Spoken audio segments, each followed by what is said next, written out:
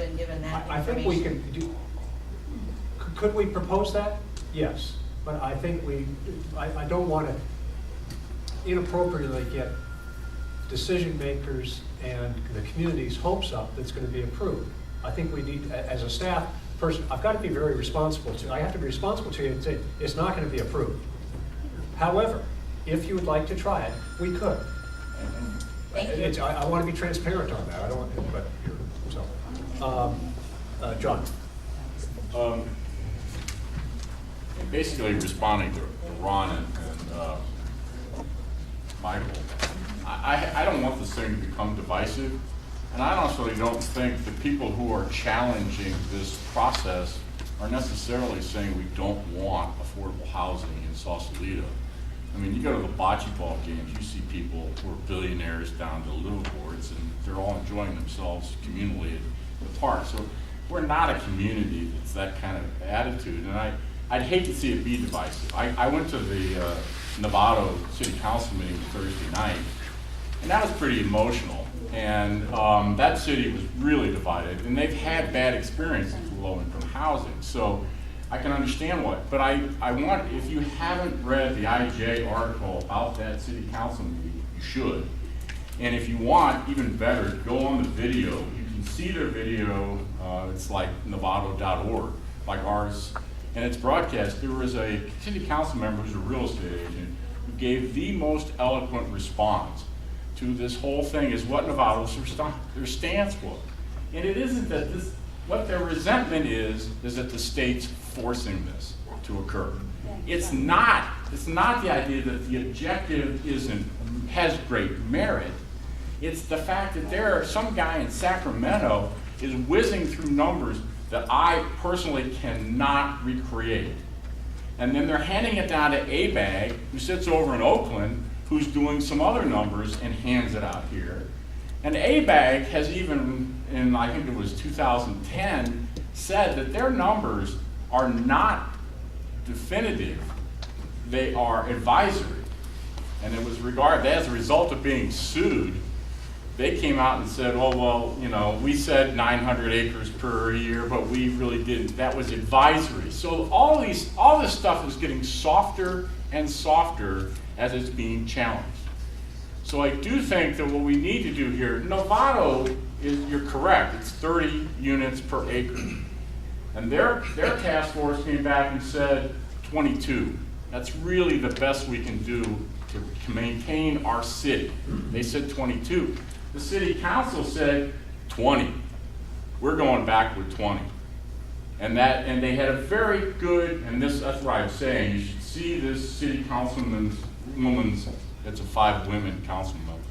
And one of her comments are really, it's amazingly eloquent what she said. And they said 20. That fits our community, and I'm saying 20 in this market doesn't. So I agree with Michael and probably Ron. It's not, Rotary did do low-income housing here. Not easily, not with a whole lot of support from the city council at the time, and Ron and a couple other Rotary members can tell you about that, but they did do it. Do you know where it is? Some of you do, but a lot of people have driven by it and never even noticed it. It fits right in. We can do that sort of stuff. That's what I'm asking that we try to do, but I will fight this stuff to my last breath because it is not responsible. It is state government at its finest. It is local government at its finest. It's not city government at its finest. Next question. One other question. Like I said, I'm not involved in these things, so I need some of this definition. How does this stuff get taxed compared to other stuff? In other words, we're going to have a lot of people, if you have apartments here, and at low cost, that are going to have children and various things going to schools and all the rest of it. What's the tax here? Do they give them a special compensation about taxing and stuff? Or is it based on, how do they base it, when you start doing this? The property taxes are based upon the sales price, just like any other parcel under Proposition 13. So it'd be the sales price of the unit, Yes. of the units? Yes. I mean, if it's a for sale unit, yes. But if, or otherwise, so you give them confidence, you let them come in and build them. They build high density. If it's low density, it costs more than high density per unit. Per I mean, square that's foot. the point. Yes. Okay, that's a point. So we will get more people per, 20 units on an acre is a huge amount around here, okay? 20 units could yield quite a few more needs to the cities. Who pays for all this? Property, it's through the property. So there are people Well, that are existing here just now. Just as with everyone else. Okay, okay, thank you. I want to know. Nancy? I have a very personal viewpoint, and I'd like all of you to stop and think if your own, and I don't know where most of you live, but if you look at this closely, you'll see that those of us who live at the north end of town really take quite a hit in those that, by having the potential of 87 units at the end of Butte, another on Woodward, another on Rodeo, if it would be, and that's open space up near the big water tank there, if you don't know. And I agree with Michael, but Michael, you don't live here. I don't think anyone on the council lives on the north end of town. I think one person on the HEP committee lives on the north end of town, and I don't want this to become an us against them, but I certainly have to support what this minority opinion, and which Joan stated, is let's try and picture, if you don't live in an area that has this kind of thing, how you would like it if you've been living in a 2.5 per acre and all of a sudden your whole area is rezoned. You have to deal with new parking, that's maybe none when your own residence has parking. You have to deal with the traffic. I'm not too far from the Rodeo exit. Can you imagine what exit anyone going to the 85 units on Butte or all of those others on Woodward or Rodeo, what exit they're going to use and what it does to the traffic? Just think how you might feel if where you live now suddenly had this impact on you. And I just feel that we need to go.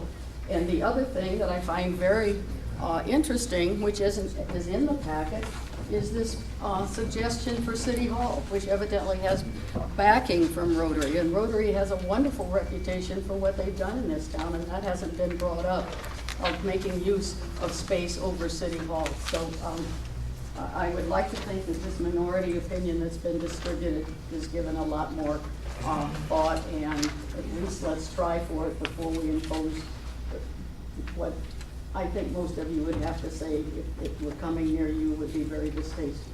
Yeah. Thank you. Next question, comment. In the back. Yes, a couple of quick things and then a more formal comment.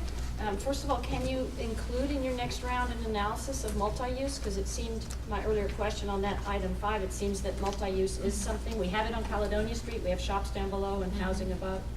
Let's look at that, let's not just ignore that. Secondly, on the issues that Nancy just mentioned, can you also talk not only about parking but about freeway access? Because the Rodeo people can get off the freeway, but to get back on the freeway for the morning commute, they race up Woodward and all the way up to Montemar, and that's already an issue of speeding issue. Those kinds of things, if you could include that. Thirdly, process. I think it would be important for us to understand, is this video going to be available on the record? Is it not on the record? When do we make formal comment to the council? Something like, can you present us with what's the process, the timeline and all that?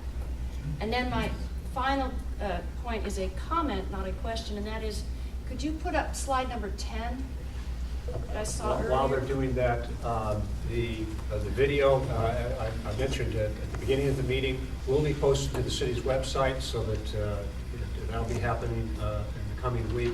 In terms of comments, the Housing Element Task Force meets the 4th Mondays at City Hall. If you'd like to be on the mailing list for getting agendas for that, please see Lily or me, or fill out the, if you did fill out the attendance sheet, include your email there. We'll be happy to notify you. In terms of when to provide comments, this community workshop. The input from it will be discussed at the Housing Element Task Force meeting a week from this coming Monday.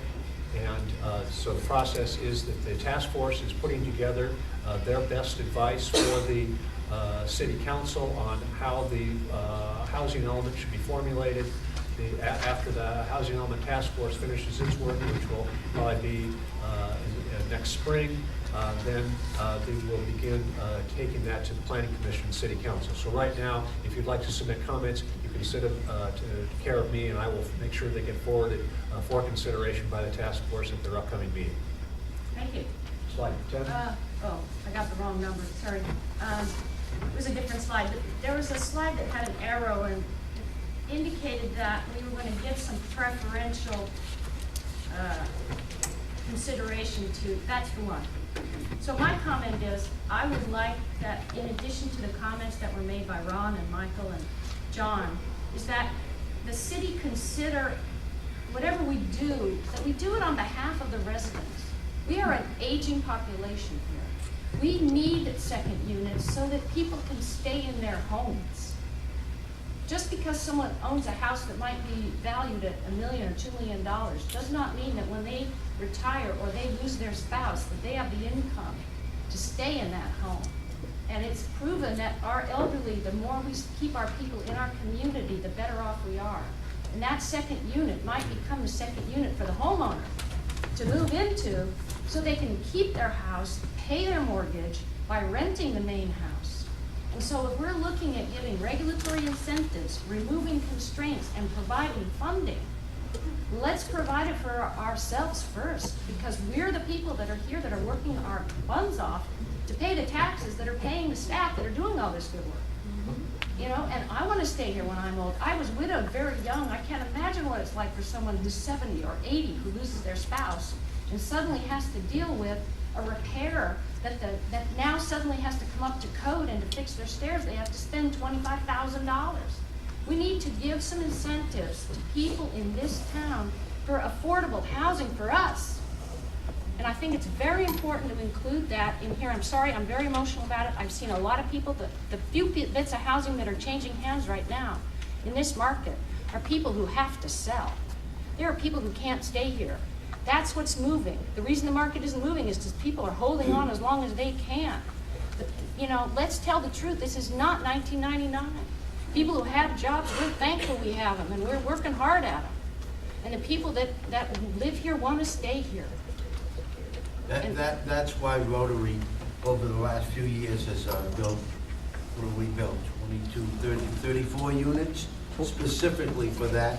And if you really look at it, when they move into those units, their rents do not change. When they move in, it stays the same, no matter what goes around them.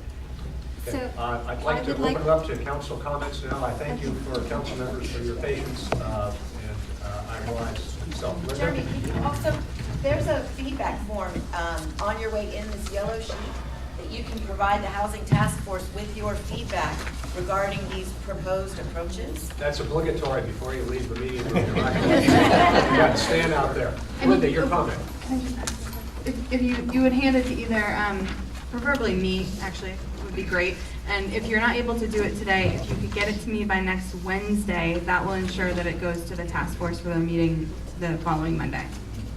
Linda, you got a question? Comment? Okay, yeah, hello everyone, I'm Linda Pfeiffer, I'm on the council. This is my minority opinion with Steve Flahive, who also sits on the Housing Element Task Force. I've looked at the law, we've consulted with the Associate Dean of UC San Francisco Law School on the legal issues before us.